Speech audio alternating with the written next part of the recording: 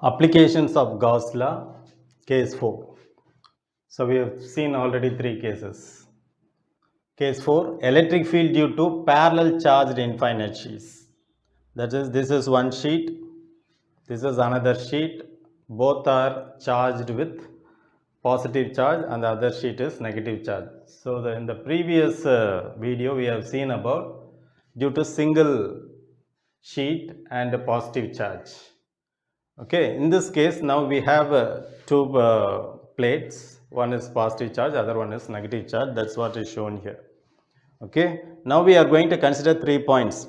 P1 is a point in between this positive charge and the negative charge.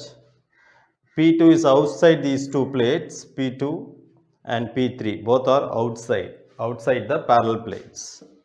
Now the key points. First point, the electric field between the plates and outside the plates is found using Gauss law.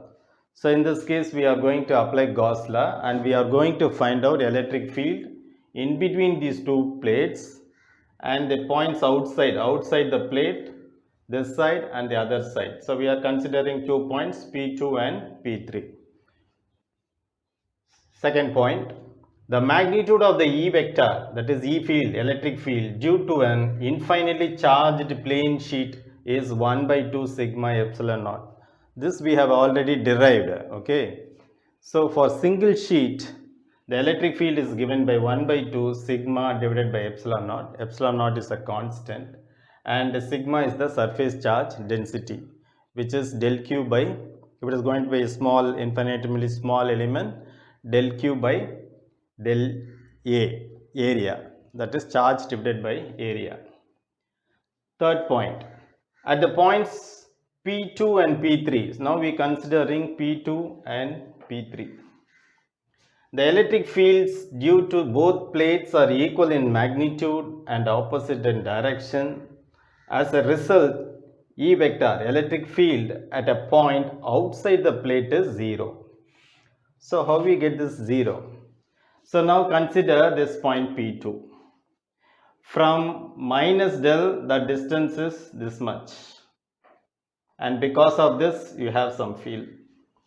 So you all know that the electric field, if suppose if this is positive charge, it will be in this direction. Since it is a negative charge, it is moving in this direction. And this same point, another field, that is due to positively charged particles, it is in this direction, that is E plus. Now the distance between this point and this point, you consider some distance, okay. Now the electric field at P, the magnitude wise both will be equal and both are in opposite direction. Therefore at P, no electric field. Similarly, if you consider any points this side, it will be 0 only. Similarly, if you consider a point outside this side, this is positively charged plate. So if you consider this point, since this is positive, the electric field vector will be in this direction. Since this is negative, it will be pointing towards that. So now also the E electric field due to negative charge, it's pointing this side. So the P3 to this plate, you have this distance, okay. Now if you carefully consider P3, the distance due to a E minus is this much and the distance for E plus is at the point P3 is this, that is this distance is small, whereas due to this plate this distance is high. Okay, now if you consider this point, what will happen? The distance because of negatively charged plate, the distance here is small, whereas for E plus it is this much. So we are considering P2 and P3, assuming that from the charge plate it is equal distance. So distance wise, if you consider P2 and P3, P2 E plus is from here, P1 P3 E plus is from here. So if you can add those two distances, and for P2 due to negative charge from the plate this distance, and for P3 because of this negative charge, this distance. So first case and second case, the distance are same. But in general, the distance is not going to be a factor, because as we seen from the relation 1 by 2 sigma divided by epsilon naught. So we are considering here because we assume that from here to here we have some distance, and here equal distance, and the distance between the plates. So anywhere outside the two charged plates, it's 0 only, because E plus vector and E minus vector are in opposite direction with equal magnitude and same direction. So it gets cancels out, and the E field outside the plate is 0. Now we are coming to the inside. Okay, so inside we are considering a point P. Since this charge is positive, it goes away, the electric field will goes away. Okay, now assume this is also plus Q. What will happen? This vector will be pointing this direction. Okay, but since it is minus, the electric field is pointing in the same direction. That means what?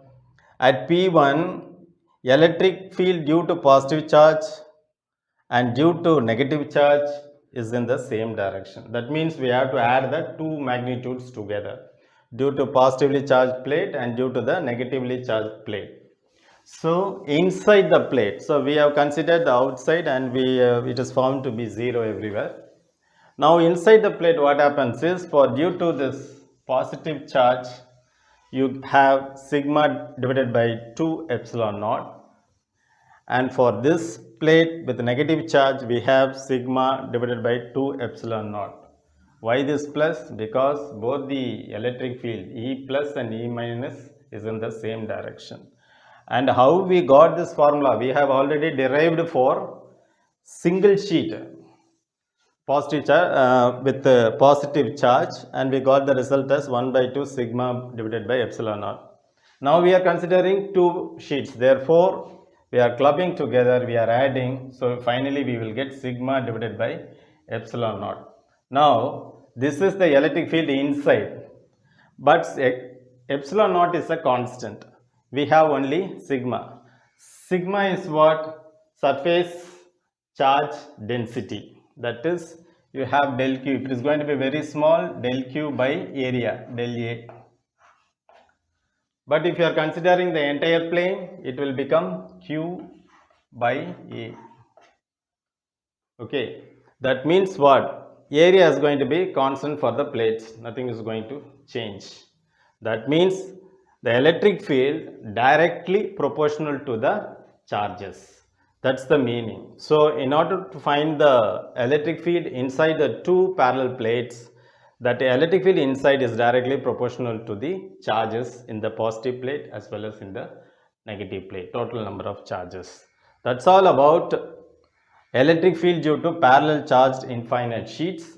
So the conclusion is, outside the parallel plates it's 0, inside the parallel plates it is sigma divided by epsilon naught, and therefore the electric field inside directly depends on the surface charge density.